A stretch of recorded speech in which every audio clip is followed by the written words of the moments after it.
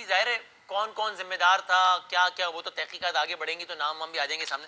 लेकिन ऐसा लगता है ना कि प्राइम मिनिस्टर साहब भी कहीं ना कहीं किसी ना किसी लेवल पे अपने पुराने दोस्त जहांगीर तरीन साहब को कुछ ना कुछ समझते हैं कि उनका किरदार आइडियल नहीं रहा, यही वजह बन गया है दूरियों का। आज उन्होंने खुद कहा कि चाहे इसमें कोई पीटीआई का हो या ना हो, हम बिल्कुल मेरिट पे जाएंगे और किसी को नहीं छोड़ेंगे और इस सारे माफिया की कमर तोड़ेंगे।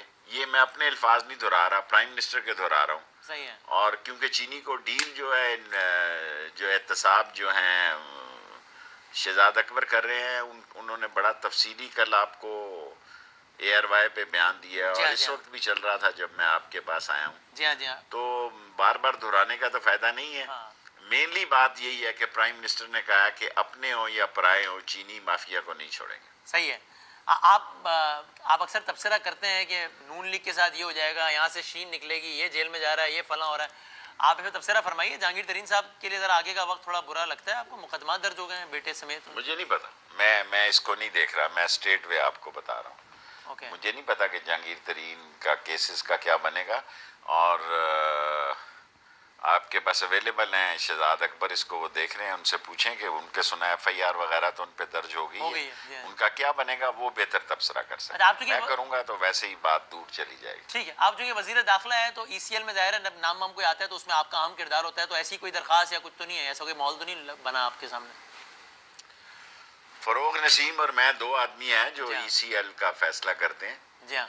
और कोई हमारे पास ना बाबर की दरखास्त आई है। कल 3 बजे तक मीटिंग थी, तो आज भी यानी जिस वक्त मैं इंटरव्यू दे रहा हूँ, किसी की ECL में डालने की अभी तक हमारे पास दरखास्त नहीं आई थी। ठीक है। और इस हवाले से आखिरी सवाल पे अगले टॉपिक पे बढ़ते हैं। प्रैक्टिकली स्पीकिंग शेख साहब, जहांगीर तरीन साहब का PTI में पहले की तरह फाल होना ये तो नामुमकिन ही हो गया है ना तकरीबन आज के हालात देखते हुए। ये तो मासूमाना सवाल है आपका। आपको पता ही है कि किस तरह हो सकता है वो तो। अगर आप इस जगह तक पहुंच गए हैं तो अब तो फिर इसकी वापसी, दोनों तरफ से वापसी मुमकिन नहीं है, ना सरकार की तरफ से और मेरा नहीं ख्याल उसकी तरफ से भी मुमकिन होगी। अब तो ये बात दूर निकल गई है, गल बद गई है। जब बात दूर निकल जाए तो उसको वापस लाना मुश्किल होता है। मैं वो कहते हैं ना, टूट गई तड़क करके। मेरे ख्याल में अब ये मामलात खत्म हो गए हैं आपस में। हाँ हाँ। और लेकिन आपको ये लगता है कि, चूंकि ये मैं सवाल इसलिए पूछ रहा हूँ कि बाकायदा बीच में आई भी थी खबरें, सही या गलत, कि जहांगीर साहब किसी भी स्टेज पे मुखालिफ कैंप में चले जाएं कि जनाब वो शरीफों से राब्ते शुरू हो गए, ऐसा कुछ लगता है? मेरा नहीं ख्याल, क्या राब्ते करेंगे, शरीफ खुद अपने हाल में है। देखिए ना, कोई इमरान खान को ऐसी थ्रेट नहीं है कि भाई वो कोई उनको पॉलिटिकली डेंट पड़ेगा या पॉलिटिकली नुकसान ही, वो है इज हैवी वेट और वो इन सारे मसाइल को समझता है। और इमरान खान की टाइमिंग सबसे ज़बरदस्त है और वो कच्ची गोलियां नहीं खेलता। सो मेरा नहीं ख्याल कि जहांगीर तरीन से उनकी सियासत को कोई खतरा है। लेकिन अगली दफा जब बंदे बंदे चाहिए होंगे तो वो जहाजों में ला के कौन शमूलियतें करवाएगा फिर? अगली दफा आएगी तो देखी जाएगी, कोई और जहाज वाला देख लेंगे, अभी अच्छा, तो नहीं है ना। अच्छा ठीक है। अगली दफा जब आएगी तो देख लिया, तब कोई और मिल जाएगा जहाज। ठीक है, ओके।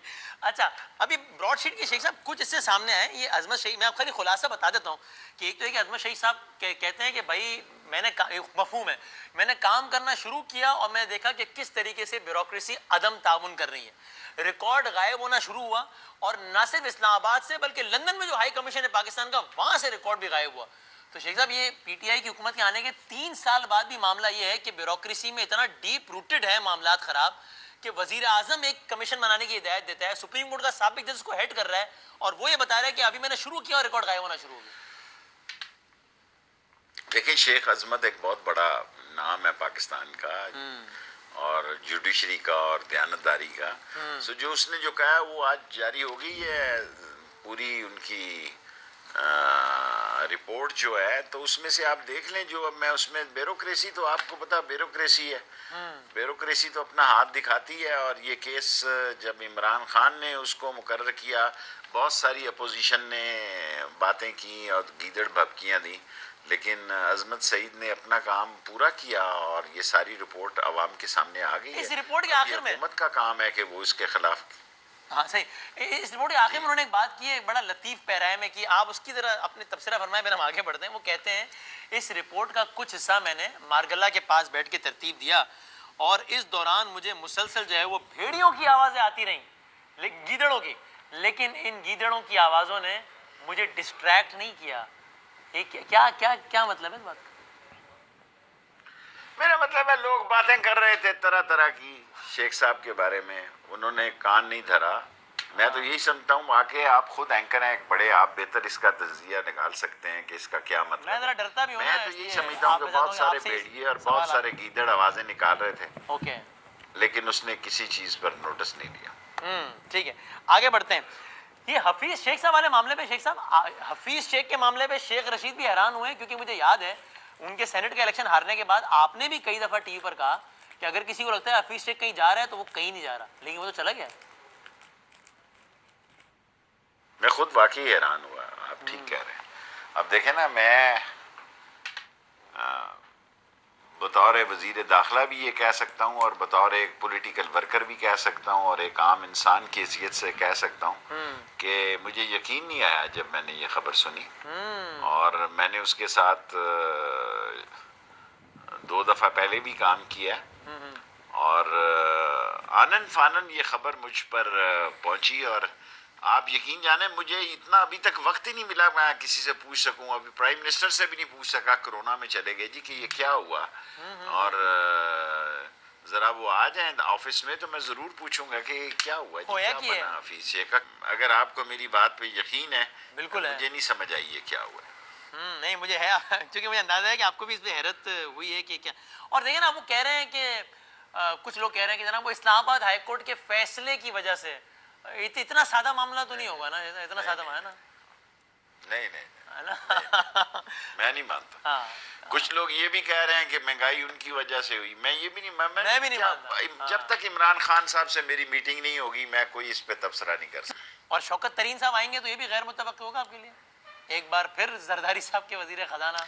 शौकत तरीन साहब पीएम साहब से मिलते जुलते रहे हैं, हमारी ईसीसी की मीटिंग में भी आते रहे हैं, उस मीटिंग में भी बैठते रहे हैं जिसको हफीज पीरज़ादा हेड करते थे। वो आते थे हालात वगैरह को देखने के लिए।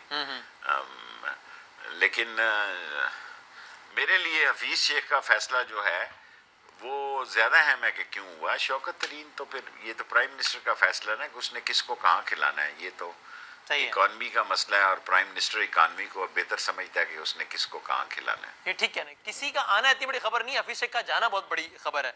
और ज़ाहिर है वो जब जा रहे हैं तो फिर मेरा ख्याल है पाकिस्तान से भी चले ही जाएंगे, फिर अब वो ज़ाहिर अब यहाँ क्या करेंगे। मैं एक ब्रेक, ये तो नहीं मैंने बता मुझे, वो मेरे मुंह में आप वैसे ही बात डालेंगे फिर ये तो अपोजिशन वाली बात हो जाएगी। नहीं मैंने थोड़ी कहा आप ये कह रहे हैं, इसको ब्रेकिंग न्यूज में चला देंगे। मैंने देखा, मैंने कहा ये मैंने कहा, मैंने क्या ये मेरे मुंह में डाल रहे हैं? नहीं, मैंने कहा और मैं तो आगे ब्रेक की तरफ बढ़ गया, इसीलिए आपने नहीं डाला।